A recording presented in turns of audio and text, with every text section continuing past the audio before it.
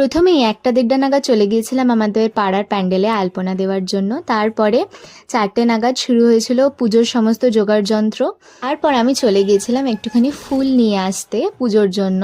আর বাড়ি এসে সাজিয়ে ফেলেছিলাম একটা ফুল দিয়ে রঙ্গোলি টাইপস। আর বাড়িতে সমস্ত লাইটগুলোকে জ্বালিয়ে দিয়েছিলাম আর অনেক অনেক মোমবাতি প্রদীপ দিয়ে বাড়ি সাজিয়েছিলাম। তোমরা দেখতেই পাচ্ছ কেমন লাগছে, অবশ্যই কিন্তু আমাকে জানাবে কমেন্টে। পুজো শুরু হয়েছিল ঠিক রাত 9টায়। আর গত 2 বছরের মতো এবছরও আমি উপোস করেছিলাম।